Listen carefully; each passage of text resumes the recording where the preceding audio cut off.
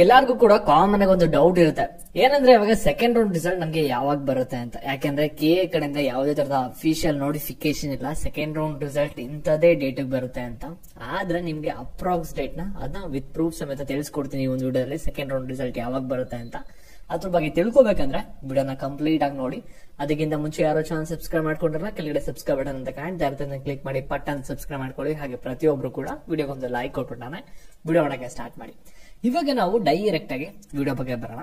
ಇಲ್ಲಿ UG CET ಮತ್ತೆ neat update ಇರೋದೇನಂದ್ರೆ ನಿಮ್ದು ಆಪ್ಷನ್ ಟ್ರಿ ಪೋರ್ಟಲ್ ಓಪನ್ ಇದಿತ್ತಲ್ಲ ಅದು ಕ್ಲೋಸ್ ಆಗಿದೆ ಇವತ್ತು ಮಧ್ಯಾಹ್ನ 2 ಗಂಟೆಗೆ, ಸರಿನಾ? ಮತ್ತೆ CET ಸ್ಟೂಡೆಂಟ್ಸ್ಗೆ ಒಂದು ಅಪ್ಡೇಟ್ ಇದೆ. ಏನಂದ್ರೆ ಇಲ್ಲಿ ನಿಮ್ಗೆ ಇಂಜಿನಿಯರಿಂಗ್ ಮ್ಯಾನೇಜ್ಮೆಂಟ್ ಸೀಟ್ ನ KA ಗೆ ಸರೆಂಡರ್ ಮಾಡಿದಾರೆ. ಆದ್ರೆ ಇಲ್ಲಿ ಮ್ಯಾನೇಜ್ಮೆಂಟ್ ಸೀಟ್ ಇಷ್ಟು ಸಮ್ ಆಫ್ ದ ಸೀಟ್ಸ್ ಬಂದ್ಬಿಟ್ಟು ಮ್ಯಾನೇಜ್ಮೆಂಟ್ ಮುಖಾಂತರ ಅಡ್ಮಿಷನ್ ಆಗ್ಬೇಕಾಗಿರುತ್ತೆ ಇಂಜಿನಿಯರಿಂಗ್ ಕಾಲೇಜ್ ಅಲ್ಲಿ. ಆದ್ರೆ ಆ ಒಂದು ಸೀಟ್ಸ್ ಎಲ್ಲಾ ಕಾಲೇಜಲ್ಲೂ ಕೂಡ ಫಿಲ್ ಅಪ್ ಆಗಲ್ಲ ಮ್ಯಾನೇಜ್ಮೆಂಟ್ ಸೀಟ್ಸ್.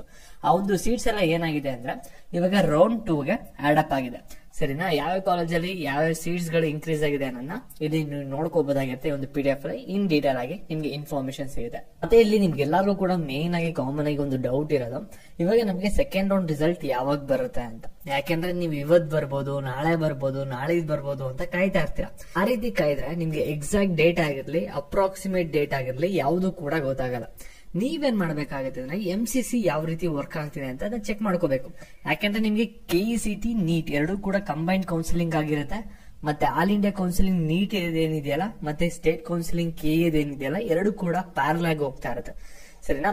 ಇಲ್ಲಿ MCC ವೆಬ್ಸೈಟ್ ಅಲ್ಲಿ ನಮ್ಗೆ ರಿವೈಸ್ ಶೆಡ್ಯೂಲ್ ಕೂಡ ಬಿಟ್ಟಿದ್ರೆ ಸ್ಟೇಟ್ಗೂ ಕೂಡ ಮತ್ತೆ ಆಲ್ ಇಂಡಿಯಾ ಕೌನ್ಸಿಲಿಂಗೂ ಕೂಡ. ಈ ಒಂದು PDF ನ ನಾವು ನೋಡ್ಕೊಂಡ್ರೆ ನಮ್ಗೆ ಕ್ಲಿಯರ್ ಆಗಿ ಐಡಿಯಾ ಬರುತ್ತೆ ಸ್ಟೇಟ್ ಅಲ್ಲಿ ನಮ್ಗೆ ಯಾವಾಗ ರಿಸಲ್ಟ್ ಬರ್ಬೋದು ಅಂತ. ಇಲ್ಲಿ MCC ಕೌನ್ಸಿಲಿಂಗ್ ಏನಾಗಿದೆ ಅಂದ್ರೆ ಇಲ್ಲಿ ನಮ್ಗೆ ರೌಂಡ್ 2 ಅಲ್ಲಿ ಸ್ವಲ್ಪ ಚೇಂಜಸ್ ಆಗಿದೆ. ಇಲ್ಲಿ ಆಪ್ಷನ್ ಎಂಟ್ರಿ ಎಲ್ಲ ಒಂದು 16ನೇ ತಾರೀಕು ಕ್ಲೋಸ್ ಆಗ್ತಿದೆ. ಮತ್ತೆ ಇಲ್ಲಿ ಪ್ರೊಸೆಸಿಂಗ್ ಆಫ್ ಸೀಟ್ ಅಲಾಟ್ಮೆಂಟ್ ಗೆ ಒಂದು 2 ಡೇಸ್ ನ ತಗೋತಾ ಇದಾರೆ. ಅದಾದ್ಮೇಲೆ ನಿಮ್ಗೆ ರಿಸಲ್ಟ್ ಬಂದ್ಬಿಟ್ಟು ಆಲ್ ಇಂಡಿಯಾದು 19th ಬರುತ್ತೆ, ಸರಿನಾ? ಈ ಒಂದು 19th ರಿಸಲ್ಟ್ ಬರುತ್ತಲ್ಲ, ಈ ಒಂದು ರಿಸಲ್ಟ್ ಬಂದಾದ್ಮೇಲೆ ನಮ್ಗೆ KA ವೆಬ್ಸೈಟ್ ಅಲ್ಲಿ ಸೆಕೆಂಡ್ ರೌಂಡ್ ರಿಸಲ್ಟ್ ಬರೋದು ಸ್ಟೇಟ್ ಕೌನ್ಸಿಲಿಂಗ್, ಸರಿನಾ? First all India round 2 result ಬರುತ್ತೆ, ಅದಾದ್ಮೇಲೆ ಸ್ಟೇಟ್ ರೌಂಡ್ 2 ರಿಸಲ್ಟ್ ಬರುತ್ತೆ. ಅಂದ್ರೆ ಇದ್ರ ಪ್ರಕಾರ ಡೇಟ್ ನ ಒಂದು ಮಾರ್ಕ್ ಮಾಡೋದಾದ್ರೆ ರಿಸಲ್ಟ್ ಯಾವಾಗ ಬರ್ಬೋದು ಅಂತ ಇಲ್ಲಿ ನೋಡಿ 19 ಅಂತ ಕೊಟ್ಟಿದಾರಲ್ವಾ. ಮತ್ತೆ ಇಲ್ಲಿ ಸ್ಟೇಟ್ ಕೌನ್ಸಿಲಿಂಗ್ ಕೂಡ ಒಂದು ರಿವೈಸ್ ಶೆಡ್ಯೂಲ್ ನ ಕೊಟ್ಟಿದ್ರೆ ಇಲ್ಲಿ 27th ಅಷ್ಟಲ್ಲಿ ಒಂದು ಪ್ರೋಸೆಸ್ ಮುಗಿಬೇಕು ಕೌನ್ಸಿಲಿಂಗ್ ಅಂತ. ಒಂದು ಡಾಟಾ ಎಲ್ಲಾನು ಕೂಡ ತಗೊಂಡು ನಿಮ್ಗೆ ಒಂದು ಪ್ರಿಡಕ್ಟ್ ಮಾಡೋದಾದ್ರೆ ರಿಸಲ್ಟ್ ಯಾವಾಗ ಬರ್ಬೋದು ಅಂತ ಆದ್ರೆ ಇಲ್ಲಿ 19th ಇಂದ 27th ಒಳಗಡೆ ಯಾವಾಗಾದ್ರೂ ಕೂಡ ನಿಮ್ಗೆ ಸೆಕೆಂಡ್ ರೌಂಡ್ ರಿಸಲ್ಟ್ ಬರ್ಬೋದು. ಒಟ್ನಲ್ಲಿ ಕನ್ಕ್ಲೂಷನ್ ಆಫ್ ದ ವಿಡಿಯೋ ಏನಂದ್ರೆ ನಿಮ್ಗೆ 19th ಒಳಗಡೆ ಯಾವುದೇ ಕಾರಣಕ್ಕೂ ಕೂಡ second round state counselling result ಬರಲ್ಲ. 19th ಆದ್ಮೇಲೆ ರಿಸಲ್ಟ್ ಬರುತ್ತೆ. 27ನೇ ತಾರೀಕು ಒಳಗಡೆ ಯಾವಾಗಾದ್ರೂ ರಿಸಲ್ಟ್ ಬರುತ್ತೆ. ಎಕ್ಸಾಕ್ಟ್ ಡೇಟ್ ನ KA ಅವರು ಕನ್ಫರ್ಮ್ ಮಾಡ್ತಾರೆ ಶಾರ್ಟ್ಲಿ 2 to 3 ಡೇಸ್ ಅಲ್ಲಿ ವೆಯ್ಟ್ ಮಾಡಿ. ಮತ್ತೆ ಇದೇ ರೀತಿ ಅಪ್ಡೇಟ್ಸ್ ಬೇಕಂದ್ರೆ ಚಾನಲ್ ಸಬ್ಸ್ಕ್ರೈಬ್ ಮಾಡ್ಕೊಳ್ಳಿ. ಹಾಗೆ ವಿಡಿಯೋಗೊಂದು ಲೈಕ್ ಕೊಟ್ಬಿಟ್ಟು ಎಲ್ಲರಿಗೂ ಕೂಡ ಶೇರ್ ಮಾಡಿ. Thank you.